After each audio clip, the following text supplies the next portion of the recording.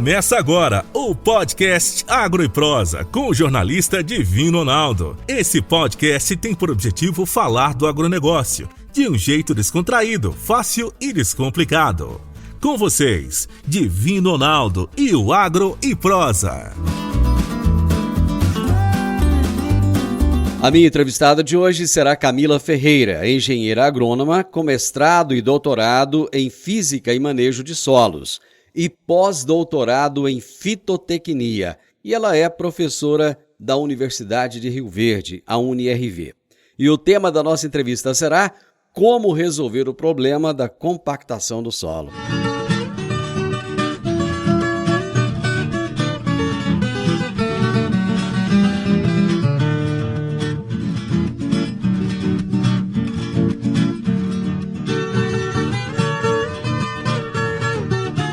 Camila, uma honra receber você aqui no programa. Boa tarde, Divino. Muito obrigado pelo convite. É um prazer estar aqui participando do seu programa. Eu sempre escuto o programa e hoje estou muito feliz de estar aqui contribuindo com um pouquinho de informação da minha área, aí, que é compactação do solo.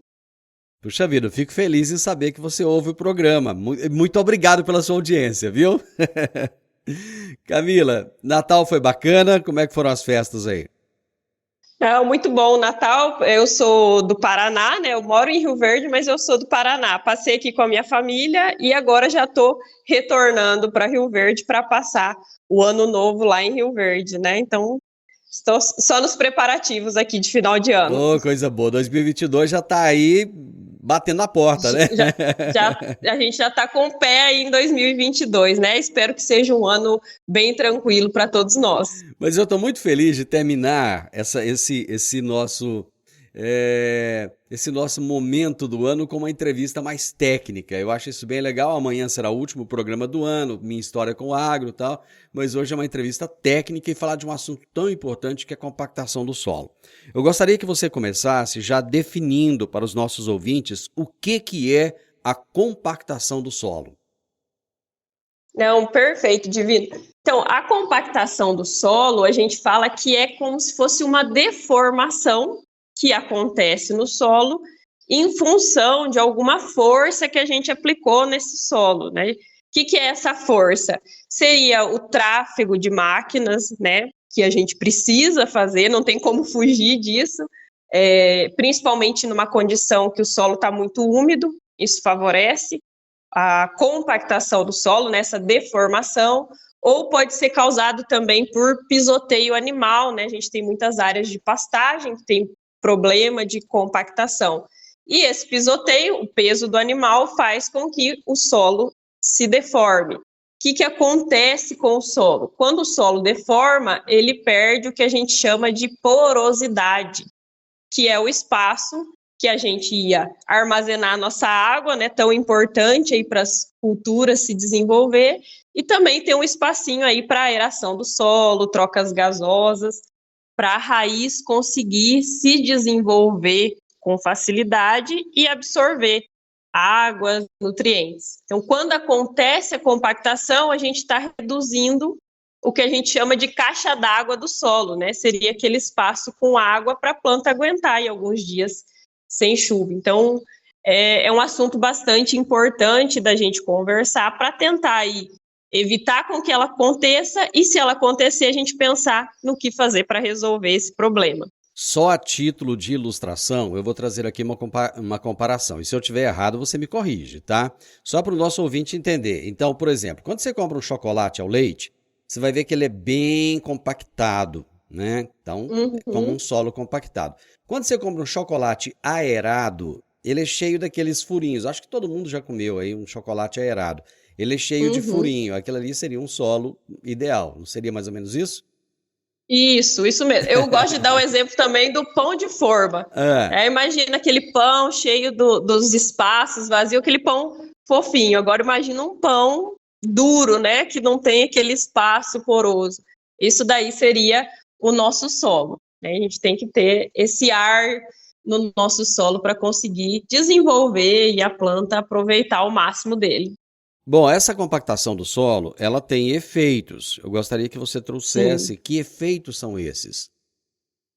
Então, Divino, quando a compactação acontece, a gente perde volume de solo que a raiz pode explorar. Porque a raiz tem que fazer uma força tão grande para crescer que ela vai gastar mais energia com raiz, né? A gente perde lá a parte aérea, que é a parte mais importante da planta, que a gente vai explorar. E quando ela perde espaço de solo para explorar com raiz, ela perde espaço para absorver água, absorver nutrientes, e aí a gente começa a ter várias implicações. Por exemplo, quando um solo está compactado, a cultura, isso a gente já visualizou principalmente para a soja, ela demora mais para fechar entrelinha. Quando demora mais para fechar entrelinha, planta daninha continua vindo, né? E aí a gente começa a ter que controlar por mais tempo as plantas daninhas, né? Isso daí é só um dos exemplos. Tem um dado da FAO, né, que é a Fundação das Nações Unidas, Organização das Nações Unidas, perdão, que fala que a compactação do solo ela pode reduzir até 60% a produtividade das culturas, né? E aí o que faz reduzir mais ou reduzir menos, né? Claro que o nível que tiver essa compactação e também se é um ano que chove menos, né? Ano que a gente tem mais veranico, esses períodos aí de déficit hídrico, a compactação costuma mostrar mais efeito, né? Então a perda de produtividade é mais acentuada. E aí, quando a gente vê essas projeções climáticas, né, mostrando o que tem acontecido nos últimos anos, está cada vez mais frequente esses períodos aí prolongados sem chuva, né, ou chove demais, ou falta chuva, e é onde a compactação vai realmente reduzir a produtividade da cultura. A gente tem trabalho mostrando que para a cultura da soja, dependendo do nível de compactação, a gente pode perder aí umas 30 sacas de soja. Para milho, já vi trabalhos mostrando 50 sacas de soja perdida só em função da compactação, né? Então, é algo que a gente tem mesmo que se preocupar e levantar um alerta para corrigir esse problema. Como é que se faz para descobrir os pontos de compactação em um talhão, Camila? Então, a primeira coisa que a gente vai pensar aí para conseguir saber aonde está a nossa compactação, né? Se realmente o solo está compactado, é olhando produtividade, né? Se o produtor ele tem uma área que está produzindo bem e determinado ponto a gente vê que a produtividade caiu, claro que pode ser aí vários fatores, né? Aí a gente começa a observar se as raízes nesse solo ela está se desenvolvendo mais deformada, né? Geralmente, aonde que tem mais compactação, né? Em bordadura de talhão.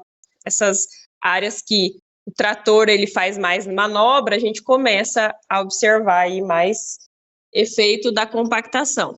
Então, o produtor visualizou que pode ser que tenha algum problema de compactação, né? Aí a gente vai fazer aí uma avaliação mais detalhada. Hoje em dia tem muitos equipamentos, né, que fazem esse monitoramento aí da compactação. Um deles a gente chama de penetrômetro. Imagino que muitos produtores já devem ter visto esse equipamento, que o que ele faz? Ele mede a força com que a raiz teria que fazer para conseguir se desenvolver no solo. Mas aí a gente tem que tomar cuidado, porque se eu avalio essa resistência à penetração numa condição de solo muito seco, às vezes vai dar um resultado que o solo está compactado, mas na verdade é porque está com pouca água. Então, existe o momento certo de se fazer essas avaliações, né? Geralmente a gente fala para fazer essa avaliação 1 ou 2 dias depois de uma chuva, né, que aí a gente sabe o que seria um valor para o solo estar compactado ou não, e quem puder tirar a umidade do solo, né, mas como é algo que é um pouco mais trabalhoso, a gente adota esse padrão. Caiu uma chuva boa, 1 ou 2 dias depois a gente vai lá, avalia essa resistência, penetração, né, com esse equipamento, e aí tira algumas interpretações. Mas o mais importante é observar a cultura, né, o sistema radicular dessa cultura, histórico de produtividade, né, o produtor que puder aí abrir uma trincheira para ver qual que é a profundidade que a soja ou que o milho está se desenvolvendo aí no perfil do solo, que tudo é um indicativo de que o solo está compactado ou não, né? E um ponto importante é a gente saber onde está essa compactação. Se é mais superficial, se é mais em subsuperfície.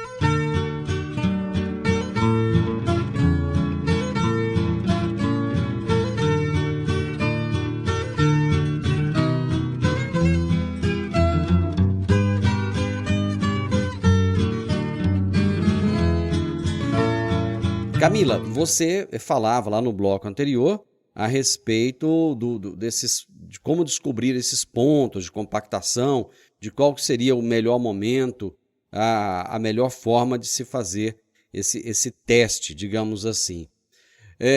Isso. Você falou a respeito da intensidade da compactação. Essa intensidade, ela varia? Varia, Divino. Se eu tiver com o solo muito compactado, né, aí a gente tem equipamentos que ele vai fazer as medições e vai mostrar para a gente se a compactação ela está moderada ou se ela já está num nível mais severo. E também um ponto importante é a gente saber onde que está essa compactação. Né, se essa compactação está na camada mais superficial ou ela já está aí em subsuperfície, né, abaixo de 20 centímetros de produtividade. E é algo extremamente importante, porque a gente sabendo quanto está compactado, como está compactado e onde está compactado, né, aí a gente pode pensar na melhor estratégia de manejo para resolver esse problema. Então, para o produtor que não tiver, às vezes, um equipamento, o penetrômetro, o que a gente pode fazer? Abre uma trincheira, né? O solo só não pode estar muito seco, senão a gente vai ter um diagnóstico errado da compactação, e pega um canivete, uma faca, alguma coisa, e tenta penetrar ele no solo, né? Se eu tiver que fazer muita força para esse canivete entrar no solo, quer dizer, né, pode ser um indicativo que esse solo está mais compactado. Ou, não, coloquei o canivete, ele entrou aí sem muita dificuldade, é um indicativo que o solo está ok, né, não está com problema de compactação. Onde é que a compactação traz mais malefícios para as plantas? Se ela estiver mais numa profundidade menor, vamos colocar aí entre 20 a 40 centímetros, ou se ela estiver numa profundidade maior, acima de 40 centímetros? Uhum. Então, se tiver aí entre 20 a 40 centímetros essa compactação, a gente vai ter problema, né? Porque a raiz da soja, de 0 a 20, ela vai se desenvolvendo bem. Na hora que chega nessa camada compactada, a raiz das culturas, ela vai encontrar uma limitação e ela vai ter que gastar aí uma energia grande para continuar se desenvolvendo, né? E isso daí vai refletir lá na nossa produtividade. Agora, se essa compactação tiver muito superficial, né, de 0 a 10 centímetros, muito comum a gente encontrar isso em área de pastagem, né, por conta do pisoteio animal. Também é um problema muito grande, porque a cultura já vai ali logo no início do seu desenvolvimento, já vai prejudicar o crescimento de raiz e, consequentemente, de parte aérea. Mas, assim, falar qual que o prejuízo é maior é difícil a gente mensurar, né? O importante é saber depois o que fazer para consertar esse problema. A agricultura de precisão, ela veio para somar, ela é importante, por exemplo, para detectar essa compactação? Importantíssima, Divino. Hoje a gente tem diversas empresas que fazem o mapa de compactação de solo, né? Então pega esse equipamento que eu comentei com você, que a gente chama de penetrômetro, e observa aonde que está dando valores elevados dessa resistência à penetração, né? Porque uma área ela é muito heterogênea no sentido aí de qualidade de solo. Então, eu sabendo os pontos da minha área que tem algum problema de compactação, eu consigo ir lá pontualmente e tentar resolver. O mais importante é a gente saber fazer esse bom diagnóstico da compactação do solo, né? Avaliar com uma umidade adequada e aí depois pensar numa estratégia para resolver esse problema. Antigamente era muito comum fazer uma aração e uma gradagem do solo, coisa que aqui na nossa região, com o plantio direto, praticamente não existe mais, né?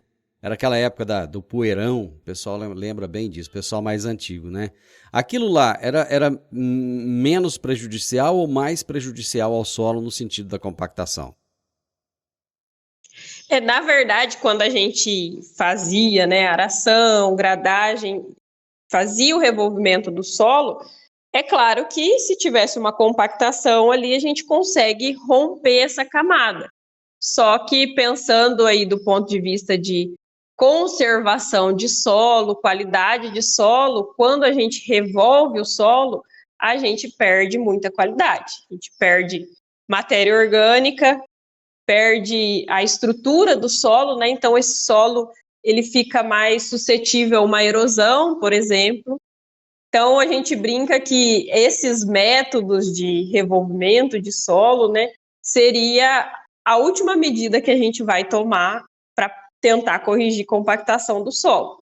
É importante, mas a gente pode pensar em outras coisas antes para resolver. Então, hoje, quando a gente fala de plantio direto, é uma tecnologia, né, que já está aí muitos anos e que veio para ficar porque é a mais adequada aí para cultivo. Os nossos solos hoje, eles estão melhores do que antigamente? Sim, a gente tem visto, né, com a introdução do plantio direto, que a qualidade do nosso solo, pensando em conservação do que era antes, né, há mais de 30 anos atrás, tem melhorado. A gente ainda tem bastante lição de casa para fazer, mas melhorou bastante quando a gente compara plantio direto, que é o principal sistema conservacionista de solo, com o que era feito antes, né, que era o cultivo convencional, de revolver todo ano. Agro e Prosa, falando do agronegócio de um jeito descontraído, fácil e descomplicado.